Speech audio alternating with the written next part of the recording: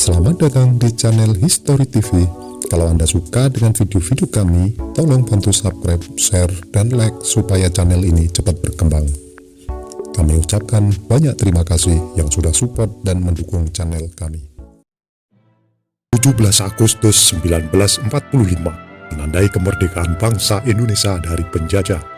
Diperlukan perjuangan panjang dalam mencapai proklamasi kemerdekaan Republik Indonesia.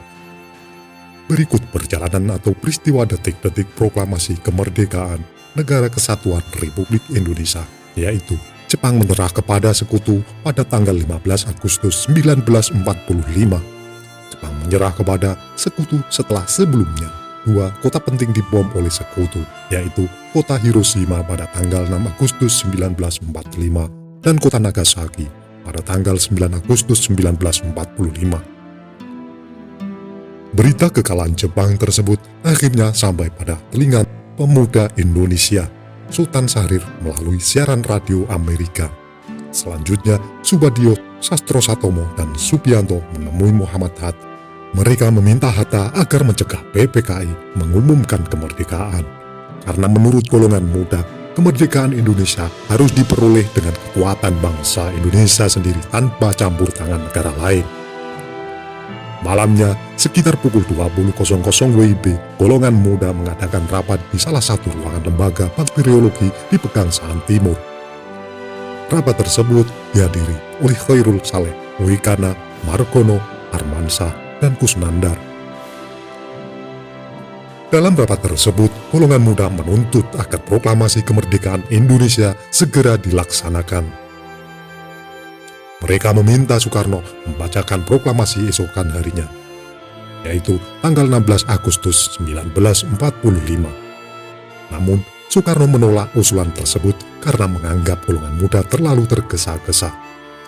Golongan muda mengancam akan terjadi pertumpahan darah apabila proklamasi tidak segera dilaksanakan. Peristiwa menegangkan ini juga disaksikan oleh golongan tua, yaitu Muhammad Hatta, Mr. Ahmad Subarjo, Buntaran Sanusi, dan Iwakusuma Sumantri. Pengasihan Soekarno ke Rengas Dengklok karena merasa keinginannya tidak terpenuhi. Keesokan paginya, tanggal 16 Agustus 1945, golongan muda mengasingkan Soekarno dan Muhammad Hatta ke sebuah daerah di Jawa Barat, yaitu Rengas Dengklok.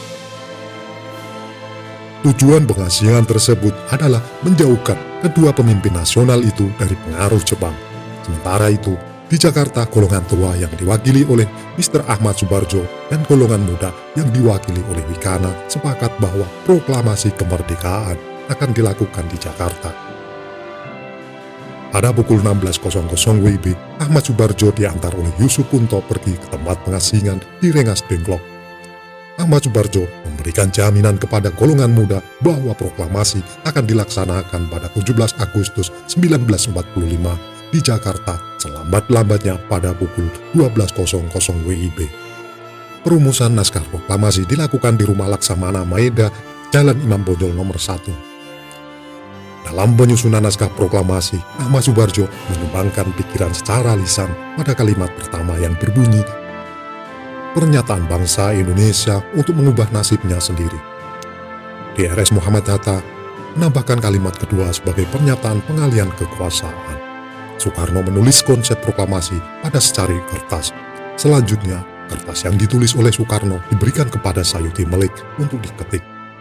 Detik-detik proklamasi, hasil rapat disepakati bahwa proklamasi akan dibacakan di halaman rumah Soekarno di Jalan Pegangsaan Timur nomor 56 Jakarta pada tanggal 17 Agustus 1945 tepat pukul 10.00 WIB. Para pemuda bergegas menyiapkan peralatan upacara dan mengumpulkan masyarakat di halaman rumah Soekarno. Komandan Latif Hendraningrat dan Arifin Abdurrahman berjaga-jaga dan menyiapkan pasukan. Barisan pelopor yang dipimpin En Suhut menyiapkan tiang bendera. Bendera yang digunakan pada upacara tersebut adalah bendera merah putih yang dijahit sendiri oleh istri Soekarno, yaitu Ibu Fatmawati. Bendera tersebut dikenal dengan nama bendera pusaka. Namun, sejak tahun 1969, bendera pusaka tidak lagi digunakan dan disimpan di Istana Merdeka, digantikan dengan bendera duplikat. Tepat pukul 10.00 WIB, Soekarno didampingi Muhammad Hatta membacakan naskah proklamasi kemerdekaan Indonesia. Upacara dilanjutkan dengan pengibaran bendera merah putih oleh Latif Endraningrat dan S. Suhut dengan diiringi lagu Indonesia Raya ciptaan Wage Rudolf Supratman. Semua masyarakat yang menyaksikan upacara pagi itu menangis terharu dan bersyukur atas dibacakan proklamasi kemerdekaan. Dengan cepat, berita tentang kemerdekaan Indonesia menyebar ke seluruh penjuru negeri. Kabar terkait proklamasi kemerdekaan ini pun disiarkan di media massa dan radio, serta dibagikan lewat surat selebaran. Hari itu, seluruh elemen masyarakat akhirnya berhasil menghirup udara kemerdekaan. Lantas, apa yang bisa kita lakukan saat ini untuk memaknai momentum besar tersebut? Jawabannya, tentu saja dengan meneruskan perjuangan para pahlawan-pahlawan terdahulunya. Banyak hal yang masih perlu kita perjuangkan dalam menjaga keutuhan Indonesia dan mewujudkan cita-cita bangsa dalam menciptakan kehidupan yang makmur dan adil bagi setiap warga. Itulah tadi ulasan singkat kami mengenai detik-detik proklamasi kemerdekaan Indonesia.